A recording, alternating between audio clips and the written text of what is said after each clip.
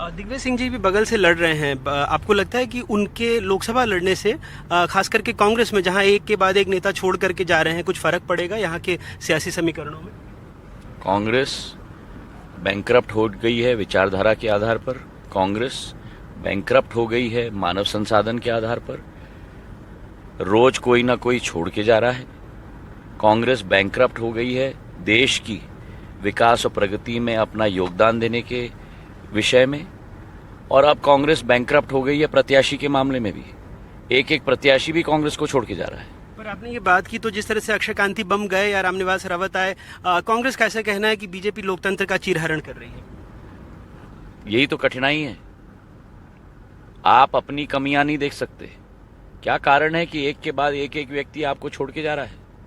और क्या कारण है कि एक एक व्यक्ति बीजेपी को ज्वाइन कर रहा है? प्रधानमंत्री जी की राष्ट्र सेवा, प्रधानमंत्री जी की सोच और विचारधारा, प्रधानमंत्री जी की संकल्प इस देश को एक विश्व गुरु के रूप में स्थापित करने के लिए पूरा देश जुड़ रहा है इस अभियान में, और सबका स्वागत है। और कांग्रेस तो अब अंदर से ही दीमक खा लिया है कांग्रेस को, और खोखली हो गई है। बहुत बहुत धन्यवाद। बस एक आखिरी मेरा सवाल था, क्योंकि पिछली दफ़े भी जब हम लोग बात कर रहे थे तो आपने मुझे कहा था मैं बहुत बेसुरा गाता हूँ, ऐसे मेरे पिताजी ने कहा था। लेकिन सुमित्रा महाजन ने आपका वो गाना सुना और उन्होंने मेरे मंच पे गाना गाया, और आज तो आपने गाने से अपने सभा की शुरुआत की। तो मैं समझा नहीं, मतलब क्या उसके बाद कुछ गाने का रियाज तो नहीं शुरू किया? पर आपने सुना भी कि मैंने 2 लाइनों के बाद बंद कर दिया, क्योंकि अगर मैं आगे चलता तो शायद जितनी भीड़ वहाँ थी वो भी शायद गायब हो जाती। मुझे तो गाना कर्ण प्रिय लगा। अगर आप मौसम आज थोड़ा अच्छा, आपके साथ बैठ के मैं चुनाव के बाद रियाज करूंगा। बहुत बहुत धन्यवाद। बस एक आखिरी सवाल सिंधिया जी, जिस तरह से राम मंदिर की बात हो रही है, आप लोग भी बार बार कहते हैं सियावर रामचंद्र की जय, तो क्या राम भी चुनावी मुद्दा है क्या? मेरा आखिरी सवाल यही है आपसे।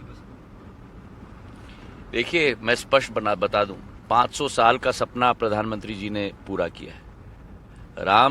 भगवान राम चुनावी मुद्दा नहीं है। भगवान राम देश के एक एक व्यक्ति के कण कण में बसे हुए हैं।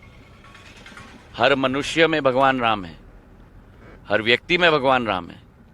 और जिस व्यक्ति ने भगवान राम को पूर्ण स्थापित किया, विधि के आधार पर प्राण प्रतिष्ठा करके, जो युग युगांतर की सपना था उसे पूरा किया इस कालखंड में, उस प्रधानमंत्री जी के साथ 140 करोड़ जनता साथ में खड़ी है देश की। और विश्व में जितने भी प्रवासी भारतीय हैं, 2.5 से 3 करोड़, वो भी प्रधानमंत्री जी के साथ खड़े हुए हैं।